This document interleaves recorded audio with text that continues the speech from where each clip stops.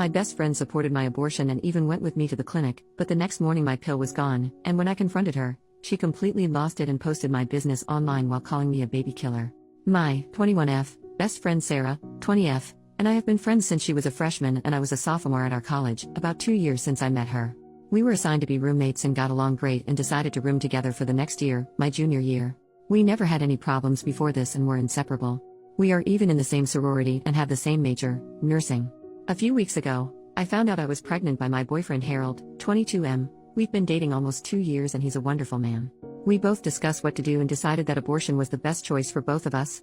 I decided to have a medical abortion, and since Harold couldn't drive me to the clinic because he had a final, Sarah agreed to go with me. Sarah was originally very supportive and held my hand as I took the first pill in the office. She was in the room when the doctor explained that I should take the second pill after 24 hours and that I would have to do it at home. Harold came over after his final and kept me company and spent the night.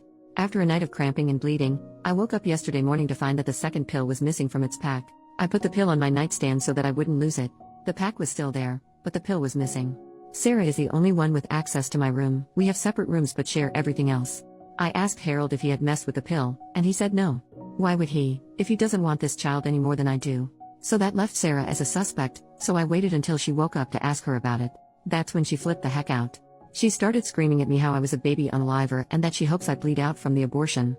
Then she told me that she had a dream that my child would grow up to cure Ebola. I could not make this up, and that she threw away my pill to protect my child, as well as the extra birth control packs I had gotten from the school nurse to last over the summer. She took photos and uploaded them to Facebook with the caption, "OP is a baby killing WHRE who can't keep her legs shut." Luckily, all of her friends and our sorority sisters instantly defended me and told her how crazy she was. Reddit, I'm stuck in the same room as her for all of our summer classes, which will last until July. We are in the same sorority, we'll have to see each other twice a week until I graduate. Is there anything I can do legally? Is what she posted online illegal? She is a nursing major in clinicals? I'm so freaking confused. Edit, I've already gotten another pill. Second edit, sorority just texted me. The last meeting of the year will be concerning Sarah's violation of the sorority code of conduct. Apparently this is not the first time this has happened. Majority vote decides on whether she's kicked out or not.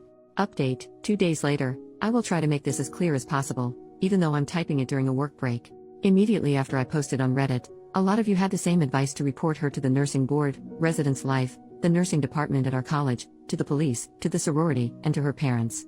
I decided to report her to all of the above while hiding at the sorority house. Early yesterday morning was when Sarah made her Facebook post about me, and it took only until after lunch for my sorority sisters to start texting me like crazy. This was not the first time that Sarah had shamed another sorority sister for having an abortion, and that particular woman, we will call her Emily, was one of the highest ranking members. Emily was the one who called the meeting to have Sarah kicked out for breach of the code of conduct, treat all your sisters kindly, support one another, no gossiping, etc. Meanwhile, Residence Life was busy trying to contact Sarah's parents after I showed them her Facebook rants. After the sorority contacted Sarah, she flipped out yet again on Facebook and started to rant about how she wanted to die. The RA on duty, also one of my good friends, had decided to go speak to her to see if they could help.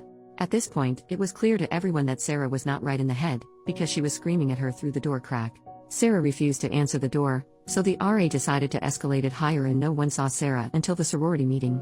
At the meeting, everything seemed to be okay. Sarah was the last person to arrive and she just took her seat and acted normal.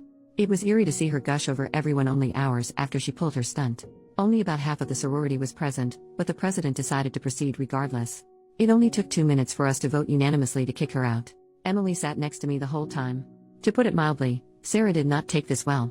She turned bright red, spit on the ground in front of Emily and me, and ran out of the room screaming. We called campus police on her as she left. After the meeting, Sarah returned to our dorm room. The Reese Life administrator tried to speak to her, but she refused to answer the door for over 20 minutes. They had to call the police to kick down the door because she was holding the handle on the inside so they couldn't unlock the door.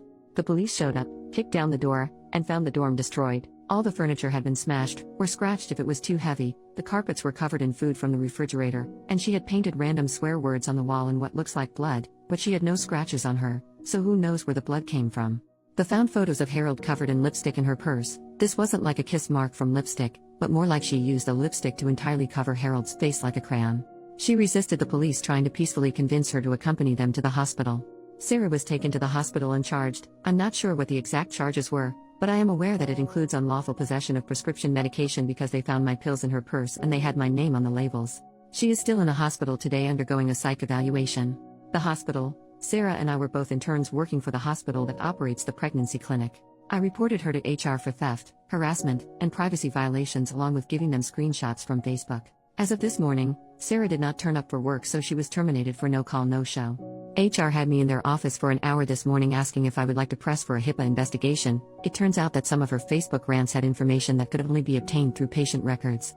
I have no idea what information it was since it was the HR lady who found it. I said yes, because there's no way it would hurt for Sarah to be investigated. HR also notified the nursing board and the nursing department at my college independently of my reports. So I think that's pretty much everything. Sarah has been arrested and charged, kicked from the sorority, fired from her job, kicked out of the dorms, and numerous reports were made to the proper authorities. I still care for Sarah with all of my heart, because I realize that she is severely mentally ill.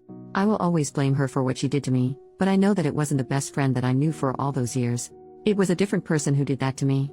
I am feeling physically fine after all of this. Harold and I are talking about getting an apartment off campus together. If that doesn't work out, I will stay in the sorority house. Sarah's parents have promised to pay me back for the abortion costs, $400, because they know I didn't do anything wrong. I'm grateful that I have their support. Edit. A lot of you think that I was too extreme, but there was nothing I could have done to make her get help. I miss my best friend more than any of you critics could ever realize. Don't judge me for doing what was best for everyone involved, including myself. Her right to sympathy ended when she deliberately chose to steal from me, slander my name, destroy my laptop and possessions, and when she refused help from everyone who tried to help.